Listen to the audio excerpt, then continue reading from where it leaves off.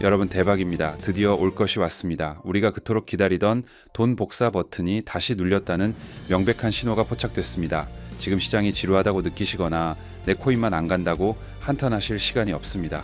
물밑에서는 이미 거대한 자금의 이동이 시작됐기 때문이죠. 미국 연준이 드디어 움직였습니다. 1월 20일부터 2월 12일 바로 지금 이 시점의 연준은 무려 오버 53억 달러, 우리 돈으로 약 70조 원이 넘는 막대한 유동성을 시장에 투입하고 있습니다. 이게 단순한 뇌피셜이 아닙니다. 재무부의 재투자 계획과 준비금 관리 매입 데이터를 뜯어보면 명확하게 유동성 공급 밸브를 열어젖힌 게 확인됩니다. 연준이 겉으로는 금리 인하에 신중한 척하고 있지만 뒤로는 이렇게 대규모 자금을 풀면서 자산 시장의 폭발을 위한 연료를 주입하고 있다는 겁니다. 이 막대한 돈이 어디로 흘러가겠습니까? 바로 미래의 금융 시스템 토큰화 시장입니다. 지금 뉴욕 증권거래소가 24시간 거래 시스템으로 전환하려는 움직임을 보이고 있죠. 이게 단순히 주식을 밤에도 사고 팔게 해주겠다는 뜻이 아닙니다. 블록체인 기반의 사후 거래 시스템과 매칭 엔진을 도입해서 주식, 채권, 부동산, 그리고 코인까지 모든 자산을 24시간 멈추지 않고 거래되게 만들겠다는 겁니다.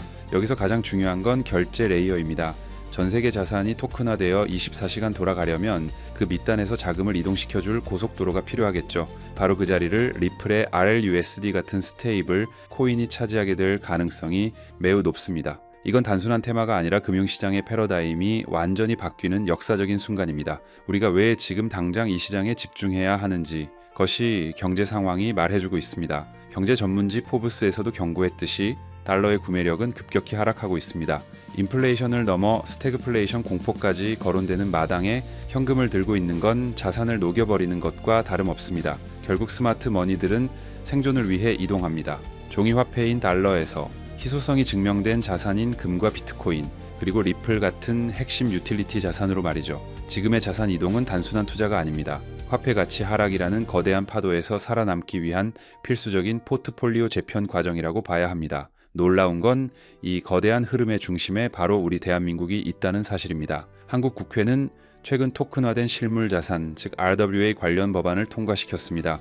예탁결제원 등록을 의무화하고 법적 규제를 명확히 했죠. 이게 무슨 뜻일까요? 이제 기관 투자자들이 법적인 리스크 없이 안심하고 이 시장에 들어올 수 있도록 멍석을 깔아줬다는 겁니다. 전 세계가 머뭇거릴 때 한국은 이미 법적, 제도적 장치를 완비하고 토큰화 시대를 선도할 준비를 마쳤습니다. 이러한 한국의 움직임을 가장 먼저 눈치챈 곳이 바로 리플랩스입니다. 리플은 한국의 4대 라이선스 수탁업체인 BDAX와 정역적인 파트너십을 맺었습니다. 단순히 악수하고 사진 찍는 수준의 협력이 아닙니다. BDAX는 리플의 커스터디, 즉 수탁 솔루션을 도입해서 2025년형 보안 시스템을 구축했습니다. 기관들이 수조 원 단위의 자금을 굴리려면 완벽한 보안이 필수인데 리플이 그 기술적 기반을 한국 기업에 제공한 겁니다. 이는 리플이 한국 시장을 단순한 소비 시장이 아니라 아시아 태평양 지역의 핵심 전초기지로 보고 있다는 강력한 증거입니다. BDX의 공동 설립자 테리 김의 인터뷰를 보면 이 그림이 더 명확해집니다. 그는 모든 디지털 자산 공간은 결국 기관화될 것이라고 단언했습니다. 그리고 리플과의 협력을 통해 리플의 스테이블 코인인 RLUSD를 한국 내에서 지원할 수 있는 길을 열었다고 했죠. 은행, 증권사와 협력해서 토큰화 상품을 쏟아내겠다는 겁니다. 한국의 금융기관들이 리플 네트워크 위에서 자산을 발행하고 유통하는 미래, 생각보다 훨씬 가까이 와 있습니다. 여기서 소름 돋는 연결고리가 하나 더 있습니다. BDX와 파트너십을 맺은 파이너리 증권, 이 회사의 뒤에는 무려 1.7조 달러, 우리 돈 2천조 원을 굴리는 월가의 거인 프랭클린 템플턴이 있습니다.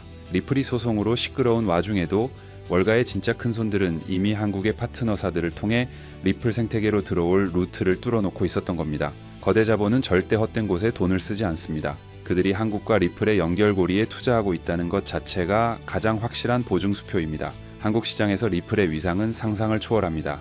2025년 데이터에 따르면 한국 내 리플 거래량은 비트코인과 이더리움을 합친 것보다 많을 때가 빈번합니다. 연간 거래량이 무려 1조 달러 약 1,400조 원을 돌파했습니다.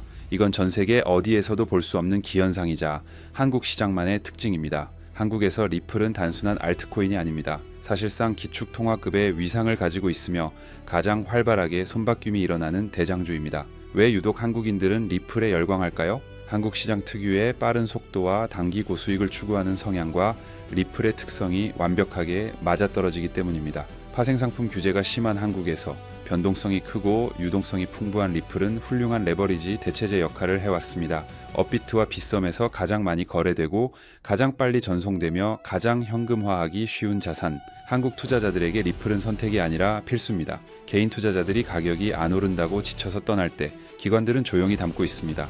리플 현물 ETF와 관련된 상품들에는 이미 약 8억 700만 달러 규모의 물량이 락업되어 있습니다. 총 운용 자산은 16억 달러를 넘어섰죠. 시장이 하락하든 횡보하든 상관없이 기관들은 물량을 꾸준히 매집하고 있다는 뜻입니다. 이 거대한 댐에 물이 가득 차면 어떻게 될까요? 수문이 열리는 순간 가격은 우리가 상상하지 못한 곳에 가 있을 겁니다. 물론 리플만 가는 건 아닙니다. 이더리움은 1일 트랜잭션이 289만 건을 넘기며 역대 최고치를 경신했습니다. 가격은 지지부진해 보여도 네트워크는 그 어느 때보다 뜨겁게 살아있다는 증거입니다. 솔라나 역시 향후 10년 이상 살아남을 톱3 자산으로 평가받고 있습니다. 기관들은 실체가 없는 코인에는 투자하지 않습니다. 실제로 쓰이고 네트워크가 성장하는 자산에만 돈을 묻습니다. 리플, 이더리움, 솔라나 이 세 가지 자산이 만들어갈 시너지는 엄청날 겁니다. 정리해 보겠습니다. 연준은 553억 달러라는 막대한 유동성을 풀기 시작했습니다. 한국은 법적 규제를 완비하고 토큰화 시장의 문을 활짝 열었습니다. 그리고 그 중심에는 리플과 한국 기관들의 강력한 파트너십이 있습니다. 이 세 가지 거대한 호재가 동시에 겹치는 상황, 이걸 퍼펙트 스톰이라고 부릅니다. 지금 가격이 지루하다고 외면하시겠습니까? 아니면 스마트 머니들이 만들어 놓은 이 거대한 판에 숟가락을 얹으시겠습니까? 남들이 공포에 떨 때 매수하고 환희에 찰 때 매도해야 부자가 됩니다. 2026년 부의 추월 차선에 올라탈 수 있는 탑승권이 지금 여러분 눈앞에 있습니다.